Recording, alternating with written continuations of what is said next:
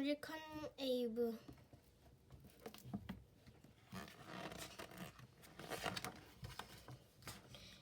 에이브는 보물 1호를 엄마한테 주신 낡은 성경책이에요. 어머니는 에이브가 9살 때 세상을 떠났어요. 얘야, 꼭 성경 말씀대로 살아야 한다. 어머니는 늘 이렇게 말했어요. 에이브는 어머니를 생각하며 날마다 성경책을 읽었어요. 아버지는 어릴 때 고향 친구를 새어머니를 들렸어요. 새어머니는 부지런하고 친절했어요. 에이브가 읽을 책도 얻어주고 학교도 보내주었죠. 하지만 농사일에 바빠 에이브는 몇 달 만에 학교를 그만둬야 했어요. 그래도 농사일은 틈틈이 책을 읽었어요. 아버지는 에이브가 책을 읽는 것이 못마땅했어요. 농사꾼이 책을 읽어서 어디다 쓰려고. 어느 날 아버지가 땅을 조금 팔기로 계약을 했어요. 계약서를 본 에이브는 고개를 갸우뚱거렸어요. 아버지, 계약서는 우리 땅을 모두 판다는 것으로 돼 있어요. 뭐라고? 그리 모른다고 나를 쏠고? 하마터면 땅을 모두 빼앗기로 했구나. 아버지는 당장 달려가 계약을 취소했어요. 그런 뒤로는 에이브가 책을 읽어도 못 본 척했어요.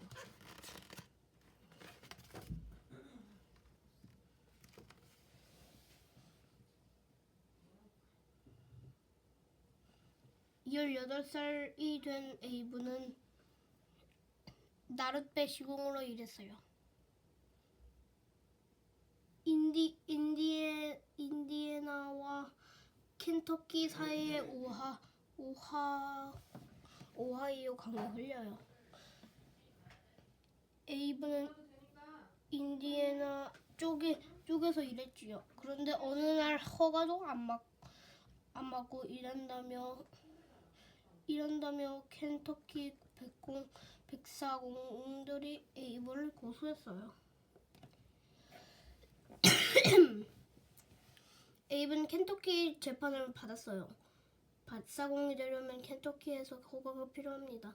하지만 인디애나에서 허가가 필요 없지요. 그러니 에이브는 죄가 없습니다.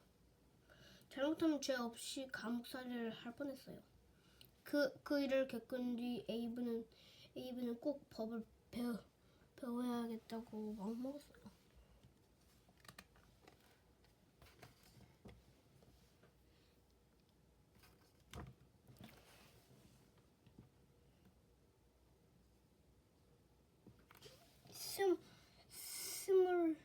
스물두 살이 되자 에이브는 여러 곳을 다니며 장사를 했어요. 하루는 어느 항구 도시에서 노예시장을 지내게 되었어요.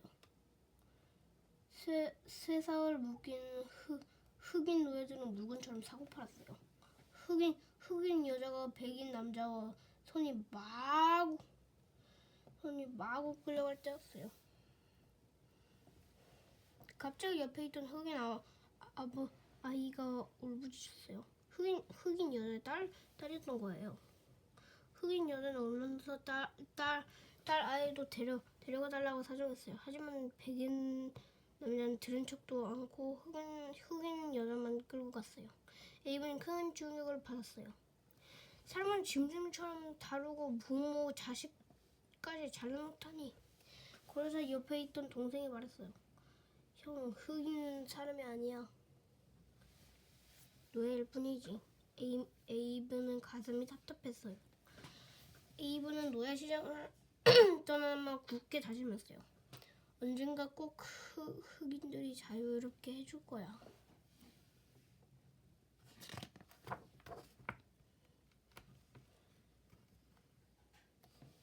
얼마 뒤 에이브는 한 상점에서 일하게 되었어요. 하루 장사를 끝나면 그날 판 물건과 수입을 정리했어요. 하지만 그런데 하루는 그날 판 물건들 값보다 6% 더 많았어요. 에이브는 장부에 적은 숫자보다 하나하나 살펴서 그 까닭을 알아냈어요. 그러고는 앤디 할머니 댁으로 불이 나게 달려갔지요. 할머니 죄송합니다. 물건 값을 더 받았어요. 6% 주려고 이 밤중에 뛰어났어? 나중에 줘도 되는데. 아닙니다. 제가 잘못했으니 얼른 돌려드리죠. 어느 날은 저울 능금이 고장나서 홍차를 덜 준 일이 있었어요. 나중에 그것을 안 에이브는 홍차 50g을 들고 손님을 찾아갔어요. 그러고는 되풀이해서 미안하다고 사과했어요. 마을 사람들은 에이브를 정직한 에이브라고 불렀어요.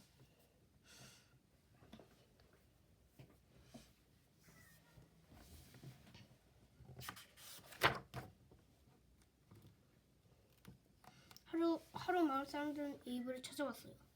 주 의허가 선고가 있다네. 우리는 자네가 의원에 출마했으면 하네. 정직한 사람이 의원이 돼야 우리 마을이 발전하지. 에이브는 곰곰 생각하다가 출마하기로 마음먹었어요. 정치가가 되면 가난한 사람들도 도울 수 있고 흑인 노예를 자유롭게 해줄 수도 있을 거야. 그러나 에이브는 선거에서 떨어지고 말았어요. 하지만 실망하지 않고 다음 선거를 기다렸죠. 2년 뒤에 다음 주 의원 선거가 열렸어요. 에이브는 열심히 선거운동을 했어요. 안녕하세요. 이번 선거 출마한 에이브러함 링컨입니다. 링컨은 마을 곳곳을 누비며 사람들 일을 도왔어요. 링컨은 인기가 크게 올라갔어요. 마침내 주의회 의원에 당선됐어요. 링컨은 25살이 되던 해 일이에요.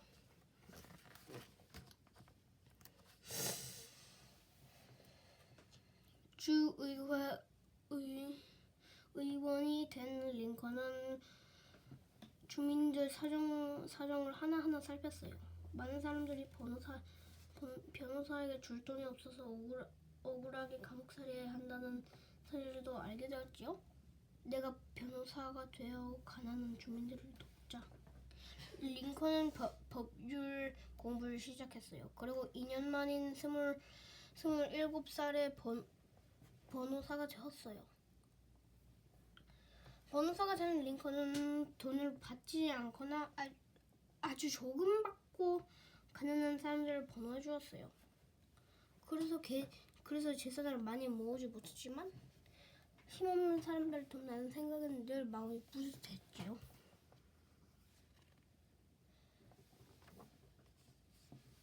서른여섯 살이 된 링컨은 미국을 대표하는 연방의원이 되었어요. 링컨은 의회에 참석하기 위해 수도인 워싱턴에 갔어요. 길에 다 해진 옷을 입은 흑인 노예들이 땀을 뻘뻘 흘리고 곡식과 야채를 손수레로 나르고 있었어요. 젊은 시절 노예 시장에 본 것과 조금도 다르지 않았어요. 미국은 노예 문제로 남부가 북부가 팽팽히 맞섰어요. 농장이 많은 남부에서는 흑인 노예를 부리는 것을 당연히 생각했어요. 흑인 노예가 없으면 누구 농장일을 하나? 하지만 농장이 거의 없는 북부에서 노예를 해방한다고 생각했어요.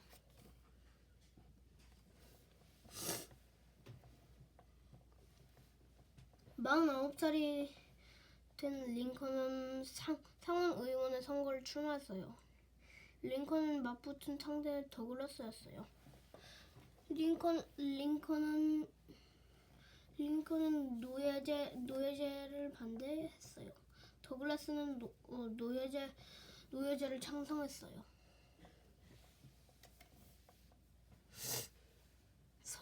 선거는 더글라스 승리로 끝났어요. 아직도 많은 사람들이 노예제가 필요하다고 생각한 거예요. 하지만 노예제를 없애자고 링컨이 연설을 큰 박수를 받았어요. 링컨 더욱 유명해지고 그를 지지한 사람들도 늘어났어요.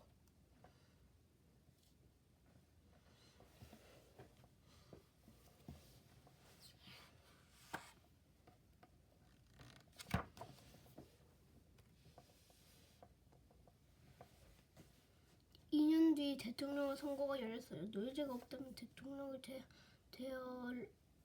국민을 설득해야 해. 링컨은 대통령 후보로 나섰어요. 어느 날 링컨 12살 여자아이의 편지를 받았어요. 링컨 아저씨, 수염을 꼭 기르세요. 여자들은 수염 기른 남자를 좋아합니다. 링컨은 그 편지를 보고 수염을 멋지게 길렀어요.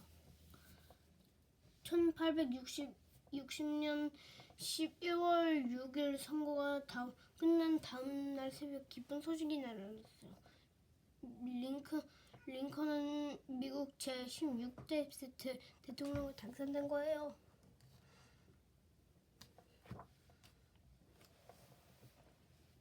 노예제에 반대한 북부 사람들은 링컨을 좋아했어요. 하지만 남부 사람들은 링컨을 매우 싫어했죠. 남부의 7개 주에서 아예 남부 연합국을 세우고 다른 사람들의 대통령을 뽑았어요. 링컨은 무거운 마음으로 국회 의사당으로 갔어요. 의원 앞에서 대통령 취임을 연설을 하기 위해서요. 링컨 어머니가 남긴 낡은 성경책을 꺼냈어요. 전 지금까지 성경책을 배운 대로 정직하고 성실하게 살았습니다. 앞으로는 정직하고 성실하게 이 나라를 다스리겠습니다. 잠시 후 링컨 더 우렁찬 목소리로 말했어요. 국민 여러분, 우린 적이 아닙니다. 남북과 북부가 싸우지 말고 함께 손잡고 나아갑시다. 링컨은 어떻게든 전쟁을 막아보려고 했었어요. 하지만 남과 북으로 갈라져 전쟁이 일어나고 말았어요. 처음에는 남군이 전투마다 크게 이겼어요. 하지만 시간이 흐를수록 북군이 이기는 횟수가 늘어났어요. 그러자 링컨은 노예제를 없애겠다고 확실하게 발표했어요. 전쟁이 일어난 지 2년 지나자 승리는 점점 북군 쪽으로 기울었어요. 하지만 전쟁은 계속되었고 수많은 병사들이 목숨을 잃었어요. 링컨은 죽은 병사들을 너그러 외로워하는 행사에 참석했어요. 그곳에서 링컨은 역사에 길이 남는 연설을 했어요.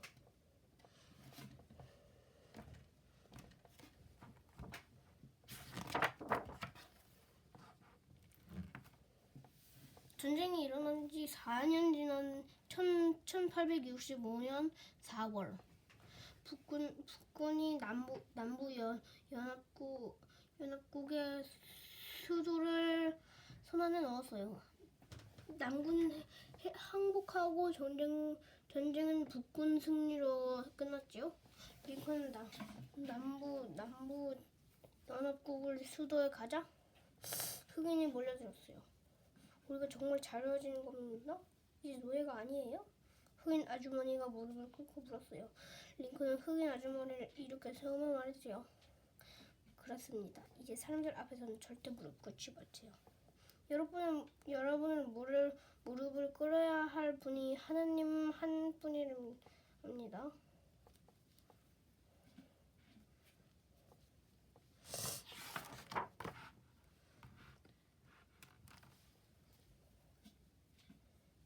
전쟁이 이긴 북부 사람들은 남부 사람들에게 벌을 주기로 말했어요.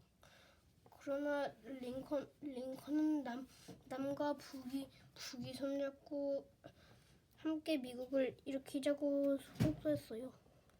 우리는 모두 형제입니다. 서로 싸우고 감싸줘야 합니다. 그런데 전쟁이 끝난 지 엿새밖에 안 되는 어느 날 남부편이 섰던 젊은이가 링컨을 총에 쏘았어요. 링컨은 다음날 영원히 눈을 감고 말았어요. 링컨은 학교를 제대로 다니지 못했어요. 그러나 용기를 잃지 않고 정직하고 성실하게 살았어요. 갈라질 뻔한 나라를 하나로 만들고 노예를 해방했어요. 링컨은 민주주의